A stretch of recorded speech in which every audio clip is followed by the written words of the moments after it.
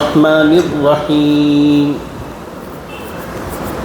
فلما بلغ معه السعي قال يا بني إني أرى في المنام أني أذبحك فانظر ماذا ترى قال يا أبت افعل ما تؤمر ستجدني إن شاء الله من الصابرين صدق اللہ العظیم۔ گزشتہ سبق میں آپ حضرات کی خدمت میں قرآن پاک کی جن آیتوں کا خلاصہ عرض کیا گیا تھا، ان آیتوں میں سیدنا ابراہیم علیہ السلام کی ایک دعا کا ذکر تھا جو انہوں نے اللہ رب العزت کی بارگاہ میں پیش فرمائی تھی۔ ابراہیم علیہ السلام کی وہ دعا اولاد سے متعلق تھی۔ اس دعا کا پس منظر یہ تھا کہ ابراہیم علیہ السلام کا نکاح ہو کر ایک لمبا عرصہ گزر چکا تھا، وہ ابھی تک اولاد کی نعمت سے محروم تھے۔ ایک مرتبہ ابراہیم علیہ السلام کا اولاد سے متعلق بڑا خیال ہوا، انہوں نے اپنے خیال کو گزارش کی شکل میں اللہ کی بارگاہ میں پیش کیا، کہا رب ہب لی من الصالحین، پروردگار مجھے نیک اور صالح اولاد عطا فرما۔ اور میں نے گزشتہ سبق میں آپ حضرات سے یہ بات عرض کی تھی، جب ماں باپ اولاد سے متعلق اللہ تعالیٰ سے دعا کرتے ہیں تو ماں باپ کو جو چیز سیکھنی اور سمجھنی چاہیے وہ یہ کہ صرف اللہ سے اولاد طلب نہ کریں بلکہ نیک صالح اولاد طلب کریں۔ قرآن مجید میں حضرات انبیاء کی جو تاریخ بیان کی گئی ہے، ان تاریخ سے جو سبق ہمیں سمجھنا چاہیے، لینے کا ہے، وہ یہی ہے کہ ابراہیم علیہ السلام کو بھی اولاد نہیں تھی۔ اب میری اور آپ کی طرح ان کو بھی تو فقط اللہ سے اولاد طلب کرنا چاہیے تھا، اے اللہ مجھے اولاد نہیں ہے، آپ اولاد عطا فرمائیے۔ لیکن ابراہیم علیہ السلام نے اللہ سے اولاد نہیں مانگی بلکہ اللہ سے نیک و کار اولاد مانگی۔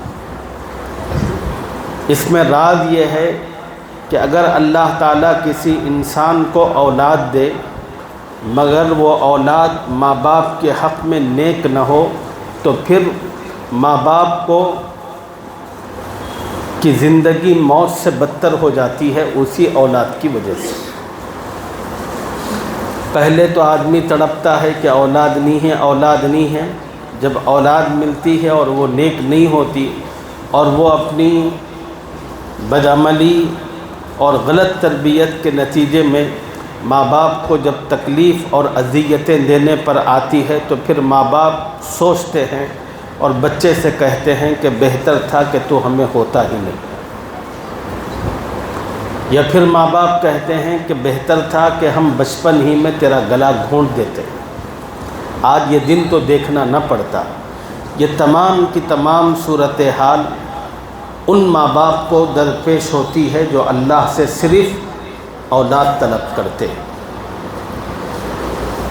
ابراہیم علیہ السلام کی اس دعا کے ذریعے قیامت تک آنے والے مسلمانوں کو جو تعلیم دی گئی وہ تعلیم یہ ہے کہ تم اللہ سے فقط اولاد طلب نہ کرو بلکہ نیک و کار اولاد طلب کرو۔ رب ہب لی من الصالحین فبشرناہ بغلام حلیم، اللہ تعالیٰ نے ابراہیم علیہ السلام کو خوشخبری دی بردبار لڑکے کی۔ اللہ نے ابراہیم علیہ السلام کی دعا قبول فرمائی۔ اس آیت کے ضمن میں نے آپ حضرات کی خدمت میں یہ بات عرض کی تھی، اولاد دینے کا خزانہ یہ اللہ کے قبضہ قدرت میں ہے، اللہ جس کو چاہتے ہیں اولاد عطا فرماتے ہیں، جس کو زندگی سے متعلق جو چیز بھی چاہیے وہ اللہ کے پاس موجود ہے، اور وہ چیز اس کو صرف اللہ ہی سے طلب کرنی چاہیے۔ ابھی میں نے آپ کے سامنے قرآن پاک کی ایک آیت مبارکہ پڑھی ہے۔ اس آیت مبارکہ میں ابراہیم علیہ السلام کے ایک خواب کا ذکر کیا جا رہا ہے۔ فَلَمَّا بَلَغَ مَعَهُ السَّعْيَ قَالَ يَا بُنَيَّ إِنِّي أَرَىٰ فِي الْمَنَامِ، کہ ابراہیم علیہ السلام نے خواب دیکھا کہ میں اپنے بچے کو ذبح کر رہا ہوں۔ قرآن کی اس آیت کریمہ کی تفسیر کے تحت علماء نے لکھا ہے کہ ابراہیم علیہ السلام کو یہ خواب اللہ کی طرف سے بار بار پڑھ رہا تھا، اور بار بار پڑھنے کا مطلب یہ تھا کہ ابراہیم، یہ اللہ کا حکم ہے، اور اس خواب کے ذریعے اللہ تعالیٰ کا تقاضا یہ ہے کہ جو خواب تمہیں دکھایا جا رہا ہے اللہ اس کی حقیقی تعبیر چاہتے ہیں۔ بس آج کے سبق میں خواب سے متعلق چند موٹی موٹی ضروری باتیں آپ حضرات کی خدمت میں عرض کرنی۔ پہلی بات یہ ہے کہ ایک عام انسانوں کا خواب ہوتا ہے اور دوسرا انبیاء کا خواب ہوتا ہے۔ عام انسانوں کے خواب میں اور نبیوں کے خواب میں زمین آسمان کا فرق ہوتا ہے۔ عام انسانوں کا جو خواب ہوتا ہے وہ تین طرح کا ہوتا ہے: رحمانی، شیطانی، نفسانی۔ عام انسانوں کو جو خواب پڑھتے ہیں وہ تین طرح کے ہوتے ہیں: رحمانی، شیطانی، نفسانی۔ رحمانی جو خواب ہوتے ہیں یہ ایک مومن کے حق میں اللہ کی طرف سے خوشخبری ہوتے ہیں۔ شیطانی جو خواب ہوتے ہیں وہ شیطانی اثر کی بنیاد پر ہوتے ہیں۔ نفسانی جو خواب ہوتے ہیں، انسان جو کھانا کھاتا ہے اس کھانے کے جو اثرات ہوتے ہیں ان اثرات کی بنیاد پر جو خواب نظر آتے ہیں وہ نفسانی ہوتے ہیں۔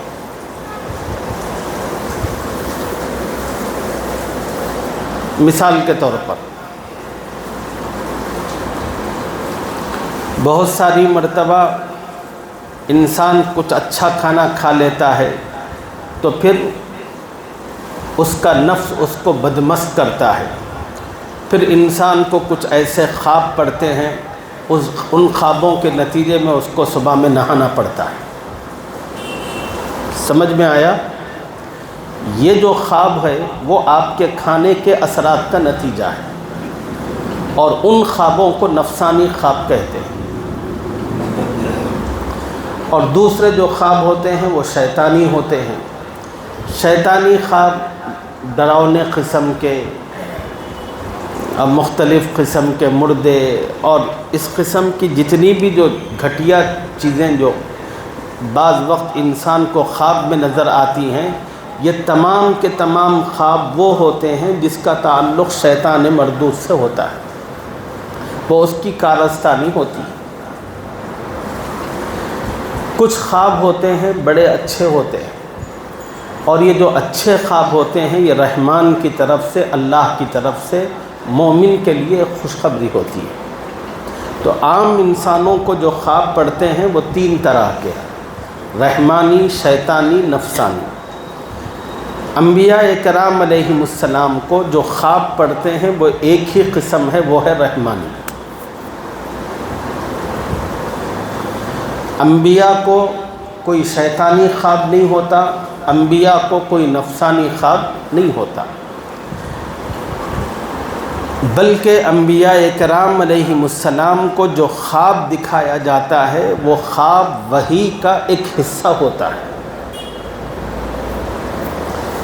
قرآن مجید میں اللہ تعالیٰ نے 12ویں پارے کے اندر ایک صورت موجود ہے جس کا نام سورہ یوسف ہے۔ اس صورت میں اللہ نے حضرت یوسف علیہ السلام کے ایک خواب کا ذکر فرمایا۔ حضرت یوسف علیہ السلام نے خواب یہ دیکھا تھا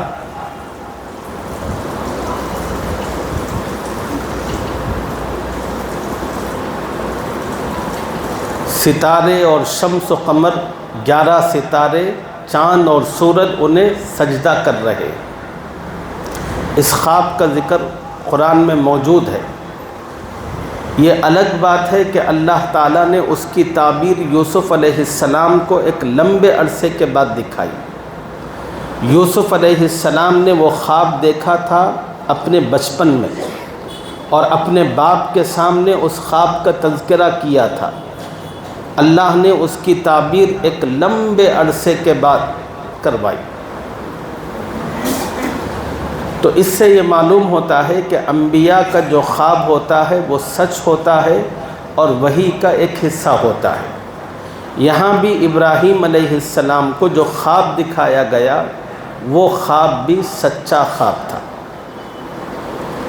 حضور اکرم صلی اللہ علیہ وسلم کو نبوت ملنے سے پہلے جب آپ تخلیے میں پہنچے ہوئے تھے غار حرا کے اندر، وہاں پر آپ تنہائی میں اللہ کی قدرتوں پر غور و فکر کیا کرتے تھے۔ وہاں پر نبی کو بہت کثرت سے خواب پڑھنے لگے۔ جوں آپ کی نبوت کا وقت قریب ہونے لگا، نبی کو خواب بڑے کثرت سے پڑھنے لگے۔ خود حضور صلی اللہ علیہ وسلم فرماتے ہیں، بخاری کی روایت ہے کہ میں جو کچھ خواب میں دیکھتا تھا دن میں اس کی پوری تعبیر میرے سامنے آتی تھی۔ تو انبیاء کے جو خواب ہوتے ہیں وہ سچ ہوتے ہیں۔ اب دوسری اہم بات،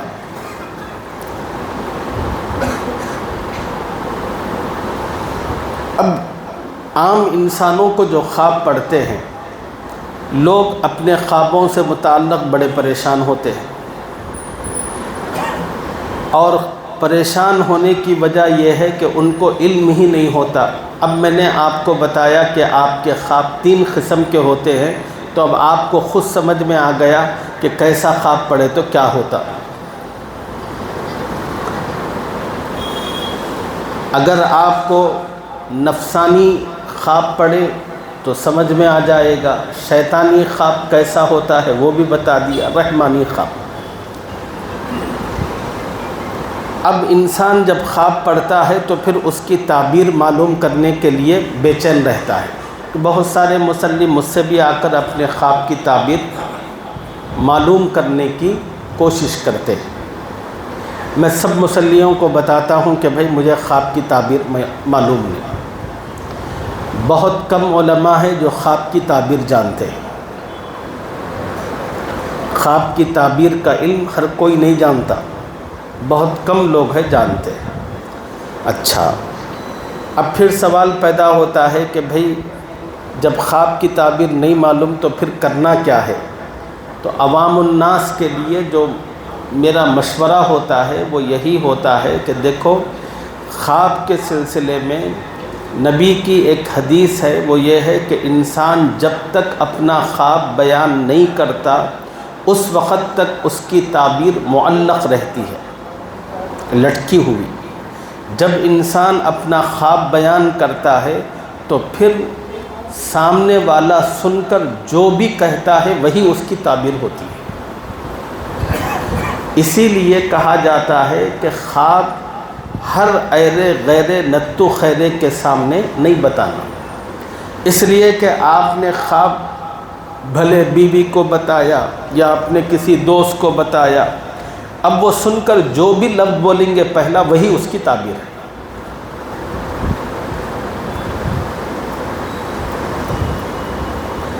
اب تم ڈراؤنا خواب اپنا بتا دیں گے، اب ان بولا سنتے ڈینجر ہے تو ڈینجرس ہے آپ کے لیے، پھر بولے کئی کو پریشان کئی کو، اس لیے کہ خواب جب اس کی تعبیر آ جائے گی تو پھر وہ ہو کر رہتی ہے۔ اس لیے آپ کو خواب کی تعبیر کے سلسلے میں بہت زیادہ اتاولا ہونے کی ضرورت نہیں ہے۔ پھر کرنا کیا ہے؟ پھر کرنا یہ ہے کہ خواب جو پڑھتے ہیں مسلمان کو دو طرح کے پڑھتے ہیں، یا تو اچھا خواب پڑھتا ہے یا برا خواب پڑھتا ہے۔ خواب اگر اچھا پڑھے تو میں کہتا ہوں مسلیوں سے کہ بھئی آپ مجھے اپنا خواب مت سناؤ، آپ نے جو خواب دیکھا ہے اگر وہ خواب اچھا آپ نے دیکھا ہے تو آپ 2 رکعت نفل نماز پڑھ کر اللہ سے دعا کرو، اے اللہ جو خواب میں نے دیکھا ہے یہ بظاہر مجھے اچھا نظر آتا ہے، لیکن اس خواب میں میرے لیے اچھائی ہے یا نہیں یہ میں نہیں جانتا، تو جانتا ہے۔ اے اللہ اس خواب میں میرے لیے کچھ اچھائی ہے تو اس اچھائی سے مجھے فائدہ اٹھانے کی توفیق عطا فرما، بس اتنا کرنا ہے۔ اور اگر آپ نے کوئی غلط خواب، برا خواب دیکھا ہے تو پھر 2 رکعت نفل پڑھنا ہے، اللہ سے دعا کرنا، اے اللہ میں نے جو خواب دیکھا ہے بظاہر مجھے وہ برا معلوم ہوتا ہے، اس خواب کے ذریعے میرے لیے کوئی پریشانی، کوئی تکلیف ہے تو اے اللہ اپنی قدرت سے اس تکلیف اور پریشانی کو مجھ سے دور کر دیجیے۔ اور پھر مسجد سے باہر نکلنے کے بعد یا گھر میں ہوں تو گھر سے باہر نکلنے کے بعد اللہ نے آپ کو جو استطاعت دے رکھی ہے اس استطاعت کے مطابق 20، 25، 50 روپے خیرات کر دیجیے۔ حدیث پاک میں آتا ہے الصدقۃ رد البلا، صدقہ جو ہے انسان پر آنے والی مصیبتوں کو ٹلاتا ہے۔ اگر اس خواب کے ذریعے آپ کے لیے کوئی مصیبت کی جانب اشارہ بھی تھا تو آپ کے صدقے کی برکت سے اس مصیبت کو اور آپ کی دعا کی وجہ سے اللہ اس مصیبت کو ختم کرتے۔